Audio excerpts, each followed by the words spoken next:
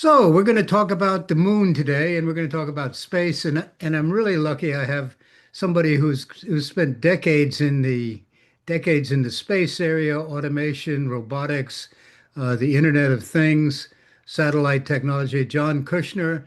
We've talked before, John. I think a couple of years ago That's about right. dramatic changes in space, and particularly in access to space.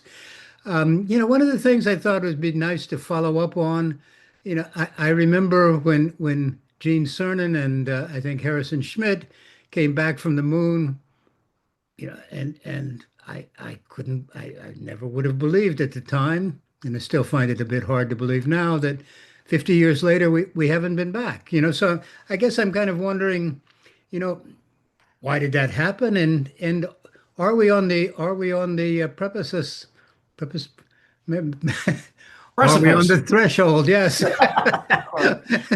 Are we on the threshold of returning? Well, thank you for having me. It's nice to do this again after a couple of years. And interestingly enough, the industry has advanced significantly just in the 2 years since you and I last spoke at length in this forum. Uh, and what's interesting is that the moon has become a real focal point for the industry. And some of this we know or we've heard. Elon has a stated interest, a heartfelt sort of philosophical interest in Mars. And frankly, in order to get to Mars, you got to get to the moon. So there's kind of one, you ask what's changed in 50 to 60 years. That's one of the big things that's changed is that to get to deep space, you really need to have a presence and facility on the moon. But if we sort of take the hands of time back, when we first went to the moon, and I am of the age that, frankly, I'm essentially of the age that's coterminous or coincident with the last time that we were at the moon. So, back then it was really about it was exploration. It was we can do this because we can. And when Kennedy says that we're going to go and we're going to get there, and we do that within a span of just a couple of years, it was really to sort of to do something that humans had never done before. And it accomplished a number of things from that point of view, also just data gathering, exploration about the moon itself.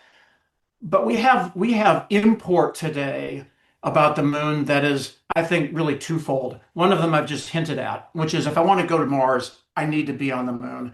The other thing that's happened just in the last handful of years is that the moon has become a strategic locale, a geopolitical, I would even go as far as to say geomilitary locale when we think about strategic adversaries and interested parties around the globe, and notably China.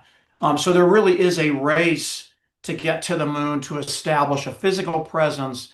And that physical presence on the moon will certainly guide us to deep space and places like Mars, but it will also provide a place of structure and governance for what happens here on between Earth and the moon. And from a geopolitical, geostrategic point of view, we have a big stake in that. And you want to be one of the first, if not the first, to put your flag down and do more than just put a flag down, but put infrastructure in space. So those are some of the dimensions that have really changed in the last handful of years, and we are literally in a moon race. So I mean, how close do you think we are to returning to the moon? And maybe the next question is, who is the we that's Yeah, that's sure. doing it? Well, I mean, the reality is, and I think the last time that we were on a couple of years ago, we have actually been to the moon in the last couple of years, and I mean, we robots and landers have actually been, on the surface of the moon in the last couple of years. Companies like Intuitive Machines, Astrobotic got really close. Red Wire got really close, or actually did get there, and the Japanese have had a presence there. The Indians have had a lander in the South Pole, I believe, of the moon. So it's an international place to go, a destination. Um, but the thing that we haven't had is we haven't had humans set foot.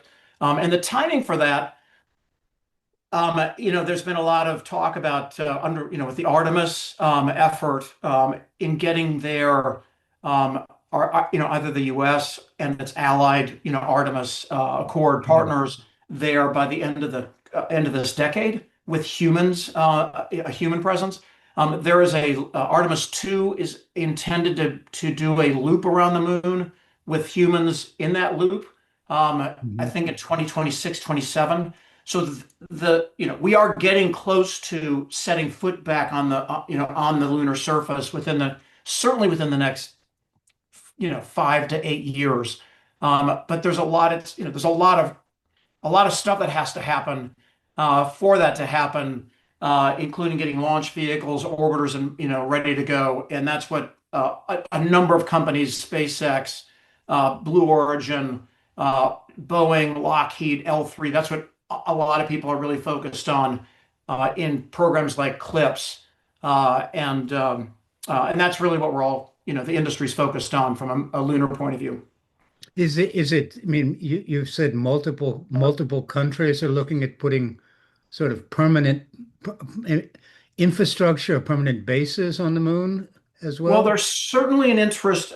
There are multiple countries that are interested. The two that are leading that charge are really the Chinese and the U.S. And we're Mhm. doing that in collaboration with countries all over the world. But as I said, the Indian nation, the Japanese, in addition to ourselves, have actually put robotic and lander presence on the planet or on the lunar surface.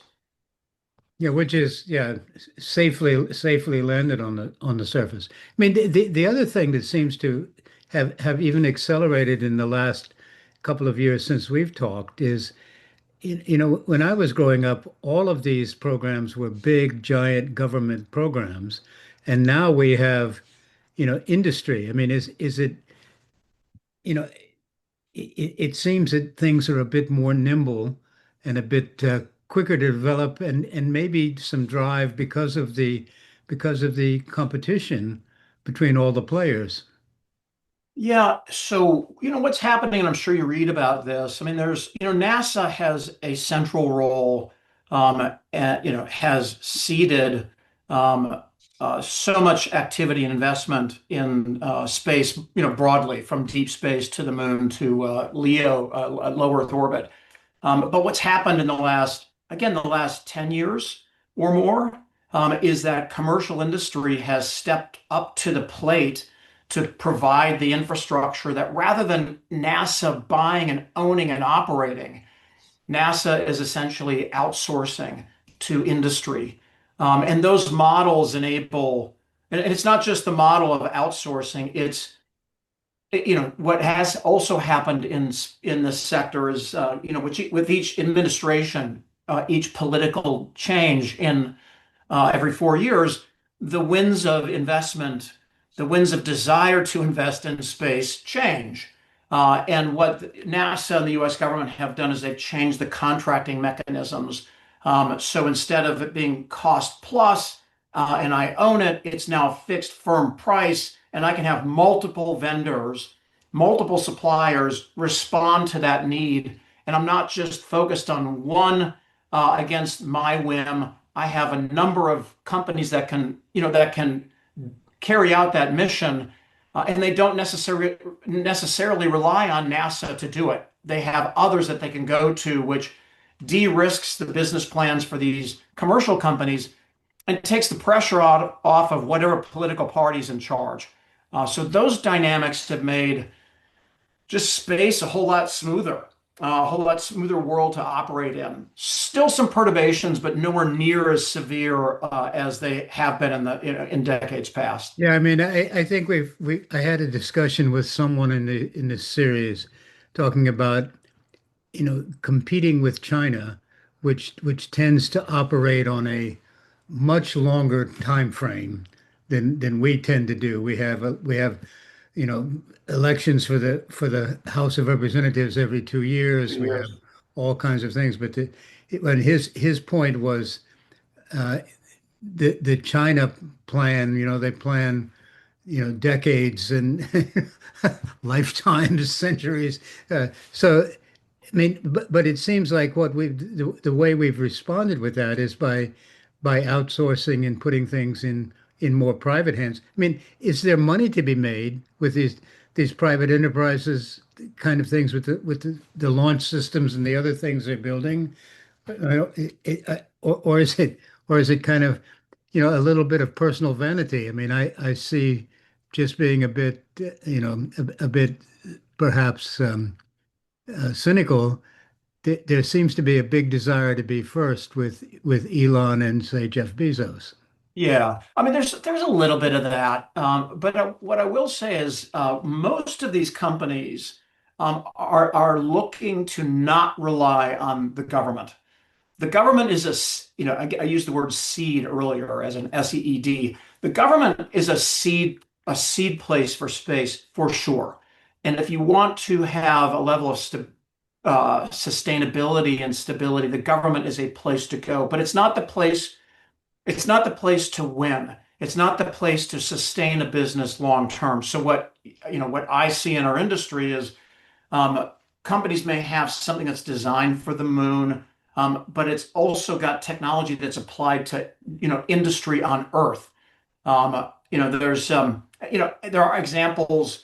There's a company called Cislunar Space. Cislunar set out years ago to be an in-space manufacturer. And indeed, at some point, in-space manufacturing will be a thing. It's not a thing right now, and it's going to take a long time for that to happen.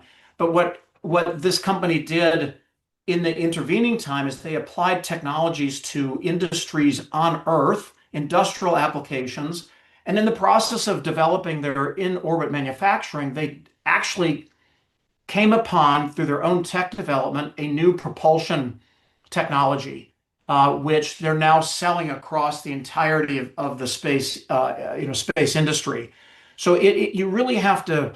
There's so much innovation, there's so much technology, there's so much ingenuity and novel creation that it doesn't all have to be just with government in mind for a mission on the moon, Mars, or elsewhere. You really have an opportunity to take that technology and apply it in a lot of different places. And that's what these companies are doing to actually not just live and survive, but to thrive. To thrive, I mean, it seems to me, and maybe this is not the greatest analogy, but the government was instrumental in creating the internet, right? In the building for meeting a military demand so that it would always be up. Yep. But when private enterprise came in, I mean, the way the internet is being used now compared to what it was designed in the initial design constraints, it's because people looked at it in different ways, found different things, found ways to make money, found ways to meet social and economic needs. It seems like we may be in the space program kind of in that stage of, you know, lots of innovation from lots of different people doing. Well, and I think that when I was with you a couple years ago on this, I mean, the one thing that changed, and frankly, it was with the help of Elon, if not the sole catalyst for it, was reducing the cost of launch. And that is something that we're still seeing, a purposeful decline on the successful launch and reusable launch capability of Starship and now New Glenn out of Blue Origin. I mean, these substantially reduce the ability to get to space. And because that's essentially the largest cost to get there, you now lower the cost and just you lower barriers to entry, the biggest barrier to entry to getting things in space. And what I'm seeing is that it's not just a market that is space for Earth. It's now space for space, which is an evolution, that has now come about. We're doing things not just to provide capability to people on Earth. We're actually doing things in space for the benefit of space, such that, I mean, this is the other side of the humanity and the benefit for humans. Talk to anybody in the Department of Defense or the intel communities, and they will tell you that war is going to be fought in and from space, and that is the future. And that is another piece of this, that when we look at what's happening with Space Force, what's happening with the Golden Dome, which I'm sure you've heard of, which Mm. is space and missile defense. Um, it's not all about, how can I say, not all about a better GPS system. It's not all about better broadband, but it's also about better military, better defense of our country, and that's why these two streams of commercial human benefit are really coincident with protection, security, and national defense, and it's all happening from space. It's an exciting time to be. It's exciting time to be around and to see what's happening. I have used, by the way, your comment on the vast reduction in the cost of getting something into space many times when I talk about interesting discussions I've had in these talks. Thank you very much for enlightening us. I've really enjoyed the conversation and look forward to hopefully in a couple of years we'll be on the moon and we can be talking about how do we get to Mars. We'll be doing that, Dan. Thanks very much. Good to see you again. Good to see you. All right, bye for now. Bye-bye.